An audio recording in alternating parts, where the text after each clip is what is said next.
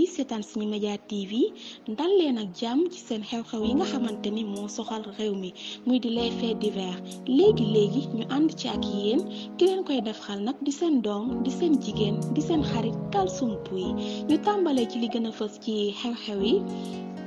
muy tere bi ñu teree ndaje bi nga xamante ne moom lañ amee fii ci ndakaaru tey ci aljuma ji fukki fan ak juróom-ñaar ci weeru juin bi waa Yewwi Askan Wi parti politique Ousmane Sonko woote ba yëgal ko ñi nga xamante ne ñoom ñoo di presse bi maanaam taskatu xibaar yi ñu dawal tuuti ci ay waxtu yu néew waa Yewwi Askan Wi déglu ñi benn yoon bëgg-bëggulu préfet bi ndax ci seeni kàllaama waa Yewwi Askan Wi gisuñu ñoom lu leen di dakkal woote boobu ñu woote tey fii ci ndakaaru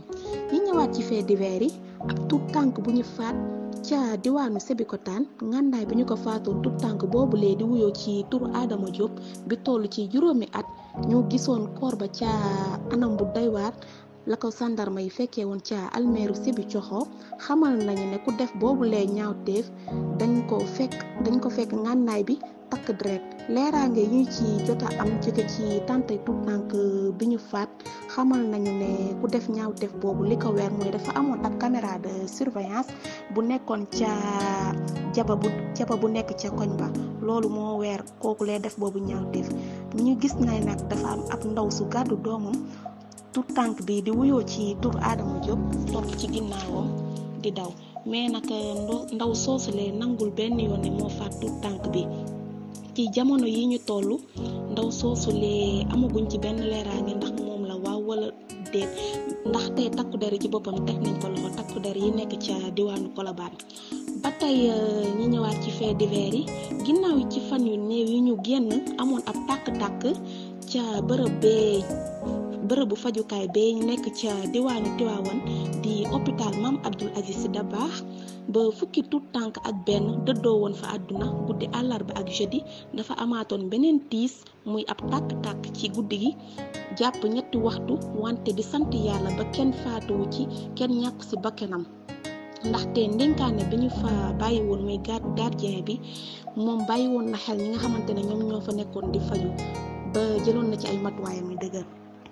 ñi jeexalee ci faits divers yi ab kóolute bu takku te dëgër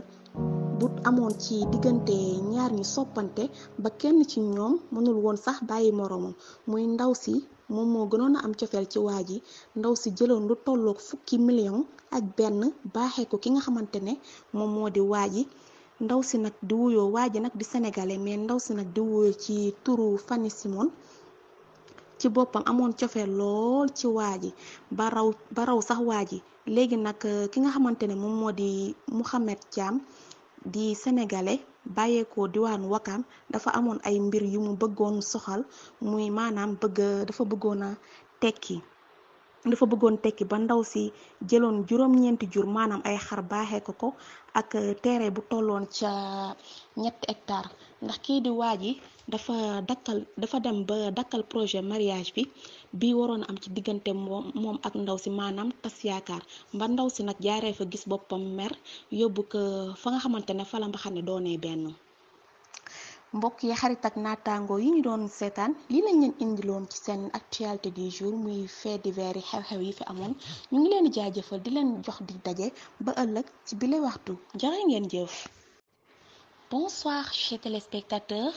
ravi de vous retrouver encore ce vendredi dans votre actualité du jour sur les faits divers. Tout de suite, nous démarrons l'actualité avec votre amie, sœur, fille Kalsoum Pouye. Bon visionnage. Interdiction du rassemblement du 17 juin, les leaders de Yewwi Askan Wi convoquent encore la presse. Les rencontres avec la presse se succèdent chez les leaders de Yewwi Askan Wi quelques heures après l'interdiction par le préfet de Dakar de la manifestation prévue ce vendredi 17 juin 2022 à la place de la Nation. Les leaders de la coalition Yewwi Askan Wi feront encore face aux professionnels des médias. Ainsi, ils annoncent une conférence de presse à partir de 19h au siège de Déthié Fall. Nous revenons encore sur les faits divers. Bébé retrouvé mort à Sébikotane, l'arme du crime retrouvée, le suspect numéro 1, la machine judiciaire s'emballe dans l'affaire de Adama Diop du nom de l'enfant de 5 ans retrouvé mort mercredi dans un bâtiment en construction à Sébikotane. En effet, les premiers de l'enquête ont révélé que la victime a été égorgée de dernière et aucune résistance n'a été détectée. Selon Libération, de l'arme du crime d'un couteau cuisine, tache détectée de sang a été retrouvée par les gendarmes. Ces dernières ont d'ailleurs orienté l'enquête vers la tante de la victime qui, d'après toujours Libération, a été filmée par la caméra de surveillance dans un magasin tenant son enfant dans le bras alors que Adama Diop suivait dans la même concession. Placée en garde à vue, elle a nié les faits. Le même jour, elle a demandé la maman de la victime d'aller chercher son fils. Selon elle, serait partie avec Monsieur Bizarre, etc., qui lui aurait offert 100 francs. Quoi qu'il en soit, le dossier a été finalement confié aux redoutables éléments de la rédaction de recherche de la gendarmerie de Colobane. Nous revenons encore sur les faits. Quelques semaines après l'incident mortel ayant coûté la vie de 11 bébés au service néonatologie de l'hôpital Mame Abdoul Aziz Sy Dabakh à Tivaouane, un autre incendie jeudi. Les faits sont déroulés vers 3 heures du matin au service chirurgie, mais il y a eu plus de peur que de mal. Le feu a été vite maîtrisé par le personnel de garde à vue et les patients ont été évacués. Encore sur les faits, pour une promesse, une Allemande finance son copain sénégalais à la hauteur de 16 millions et se fait larguer. L'amour peut parfois rendre fou et Fanny Simon ne dira pas le contraire. Cette ressortissante allemande était venue à Dakar pour vivre avec son petit ami Mohamed Abdou Thiam à Ouakam. Vivant l'amour parfait, elle n'a pas hésité à financer le projet d'élevage de son copain de 9 moutons d'une terrain de 3 hectares d'une valeur de 6 millions au bout de 30 mois. La femme a décidé de porter plainte contre lui parce que l'homme Mohamed Thiam lui a trahi finalement.